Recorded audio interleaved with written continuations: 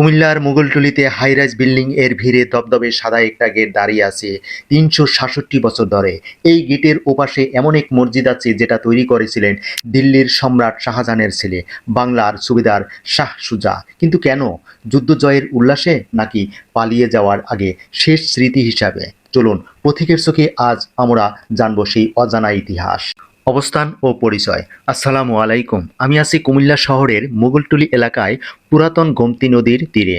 আমার সামনে যে সাদা তোরণটি দেখছেন, এটি ঐতিহাসিক শাহ সুজা মসজিদের প্রবেশদ্বার। তোরণে স্পষ্ট লেখা আছে শাহ সুজা মসজিদ ১৬৫৮ খ্রিস্টাব্দ। স্থানীয়রা একে সুজা মসজিদ বলেই চেনেন। মুঘল স্থাপত্যের এক অনন্য নিদর্শন এই মসজিদ। এবার আসি মূল ইতিহাসে। এই মসজিদটির জন্ম নিয়ে দুটি মত প্রচলিত আছে। প্রথম মত, যা সবচেয়ে গ্রহণযোগ্য, ১৬৫৮ খ্রিস্টাব্দে মুঘল সম্রাট শাহজাহানের দ্বিতীয় পুত্র বাংলার সুবেদার শাহজাদা শাহ সুজা এই মসজিদটি নির্মাণ করেন।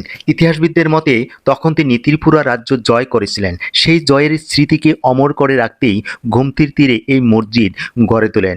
দ্বিতীয় মত, ত্রিপুরার রাজমালা গ্রন্থ অনুসারে ত্রিপুরার রাজা গোবিন্দ মাণিক্য শাহ সুজার প্রতি সম্মান জানিয়ে তার স্মরণে মসজিদটি তৈরি করেছিলেন। আরেকটি প্রচলিত গল্প হলো, শাহ সুজার কোনো এক মুঘল ফৌজদার সৈন্যদের নামাজের জন্য এটি নির্মাণ করেন। তবে তোরণে ১৬৫৮ সাল লেখা থাকায় প্রথম মঠটি ইতিহাসে সবচেয়ে শক্তিশালী। স্থাপত্য শৈলী। এবার দেখুন এর স্থাপত্য। আপনি যে সাদা তোরণটি দেখছেন, এর দুপাশে দুটো সুউচ্চ মিনার। মিনারগুলোতে রয়েছে কারুকাজ করা। ভেতরে মূল মসজিদটি উত্তর দক্ষিণে লম্বা। এর দৈর্ঘ্য ১৭.৬৮ মিটার, প্রস্থ ৮.৫৩ মিটার। দেয়ালগুলো প্রায় ১.৭৫ মিটার পুরু।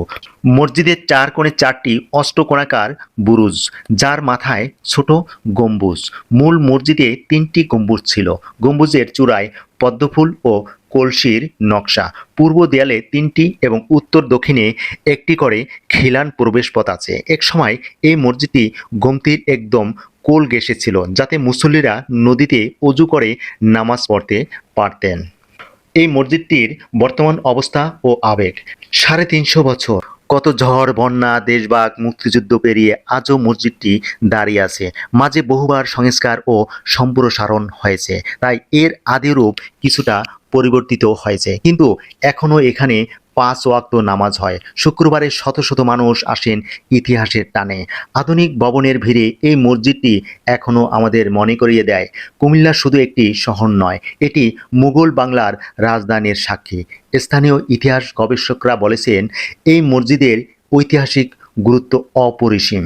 রাষ্ট্রের উচিত একে পুরাতাত্ত্বিকভাবে সংরক্ষণ করা।